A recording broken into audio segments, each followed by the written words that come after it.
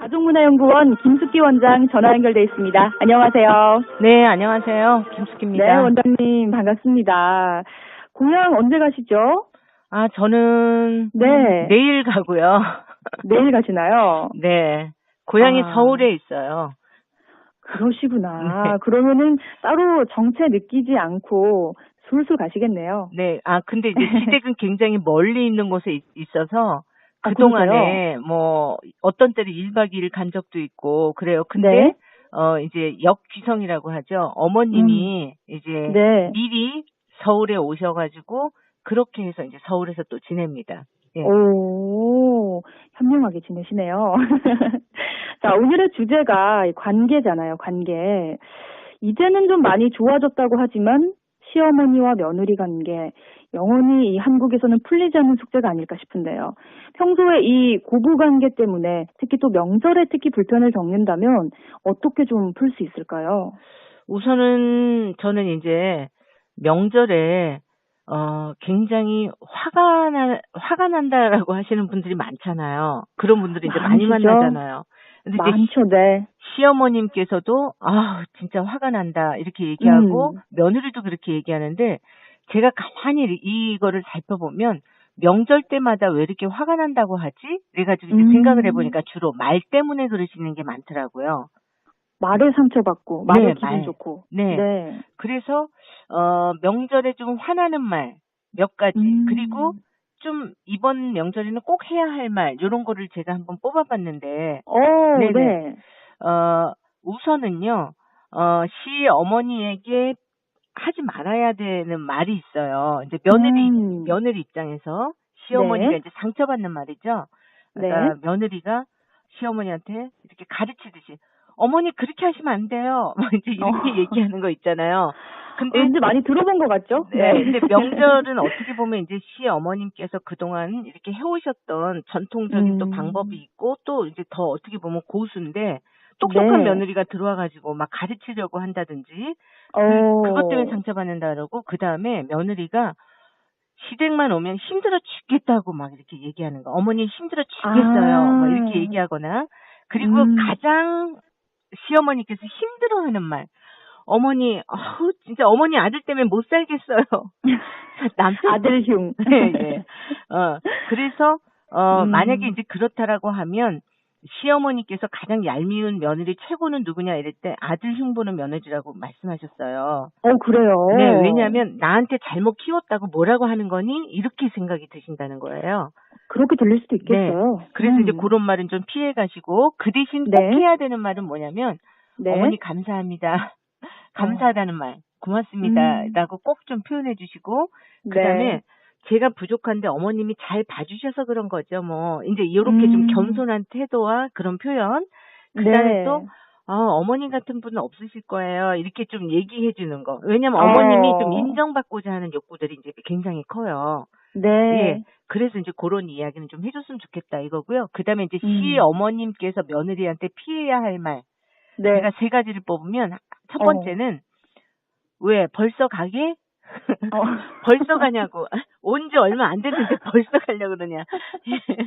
그 얘기. 그 다음에 이제 두 번째. 내 아들 밥은 잘 챙겨주기는 하냐? 이렇게 얘기하는 거. 네. 그 다음에 이제 3번째는 너희 좋은 소식은 없니? 이러면서 이제 자꾸 이제 아기 애기에게 미리 막 이렇게 얘기하는 거. 이것 때문에 이제 상처받는다고 하고요.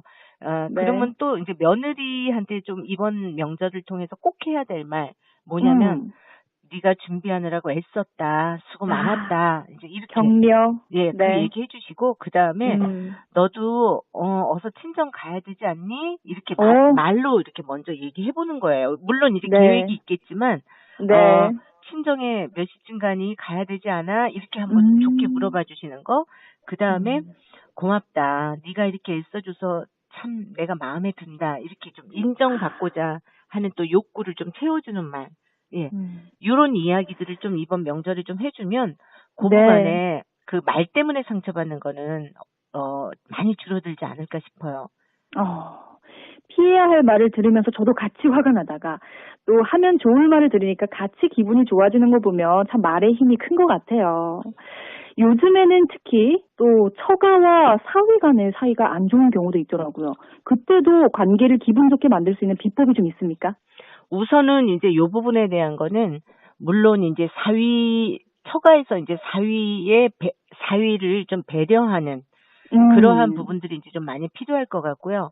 근데 네. 이제 무엇보다도 이제 여기에서 어떻게 보면 좀 그 사위 입장에서 네. 양성평등의 인식과 태도가 얼마만큼 있는가에 따라서 처가와 사위의 이런 이 밀접한 관계에 상처를 받기도 하고 관계가 좋게 되기도 해요. 그래서 예를 들면 이제 사위가 인식할 때 본가, 시댁 우선적으로 하는 것을 너무나 당연하게 생각한다든지, 네네. 예, 그리고 전통적인 가족 제도만을 막 고집하면서 가부장적인 좀 태도를 보인다든지, 그러면 당연히 처가 입장에서는 이제 서운함을 이렇게 느낄 수밖에 없죠. 왜냐하면 이 시대에는 예를 들면 아들, 딸 구별 말고 이렇게 이렇게 한 명 아니면 두 명만 낳았던 세대이기 때문에, 예를 들면 딸 둘 있는 가정에서는 어떻게 보면 굉장히 뭔가 박탈감 같은 거를 또 느낄 수 있어요. 그럴 수 그래서 있죠. 그러한 부분들을 좀 많이 배려해주는 게 굉장히 필요하고요. 그리고 장모님 입장에서는 가장 예쁜 사위가 누구냐면 내 아내를 위해주는 사위예요. 그러니까 우리한테 잘한다라기보다는 내 딸한테 정말 참 잘하는구나, 이제 이런 생각이 좀 들면 좋거든요. 그러네요. 아내와 이렇게 상의하는 모습을 좀 보인다든지, 더군다나 또 만약에 장모님이 자녀를 보살펴 준다라고 하면 정말 진심으로 이제 감사함, 이렇게 진심을 좀 많이 담아서 이렇게 좀 했으면 좋겠고, 그리고 또 똑같을 수는 없지만 똑같은 수준에서 형평성 있게 좀 생각하고 처신하는 거는 제 지혜인 것 같아요. 예. 그리고 이제 처가 입장에서는, 장모님 입장에서는 정말 그 사위사랑 장모님이라고, 예, 사위한테 이렇게 칭찬해주고 배려해주고, 자네 정말 자네 같은 사위가 어딨어, 이제 이렇게 이야기해주는 건 굉장히 필요한 것 같습니다. 그렇죠. 이렇게 또 명절에 다 같이 모이면 상처를 받기도 하고 또 기분이 좋아지는 게 또 명절인데, 무엇보다 이제 집으로 돌아갈 때 부부들끼리 그렇게 많이 싸우죠. 이때 좀 부부 사이가 좋아질 수 있는 방법은 한 가지가 있다면 좀 팁을 알려주시죠. 우선은요, 부부끼리 사위로서 아니면 며느리로서 너무 당연하다는 식의 인식과 태도가 문제거든요.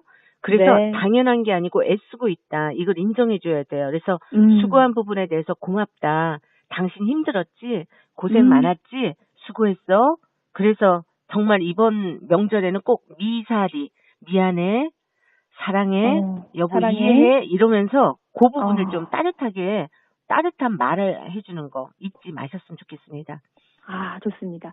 이 이야기만 들어도 뭔가 좀 관계가 잘 풀릴 것 같은 그런 예감이 듭니다. 그리고 한마디만 잘 새겨두시면 좋을 것 같아요. 한마디만 할게요. 네. 네네. 당신 집은 왜 그래? 당신 엄마 왜 이래? 이런 얘기는 절대 하지 않기. 네.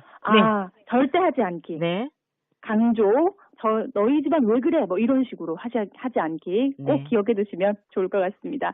자, 오늘 말씀 잘 들었고요. 우리 원장님 새해 복 많이 받으세요. 네, 새해 복 많이 받으십시오. 네, 고맙습니다.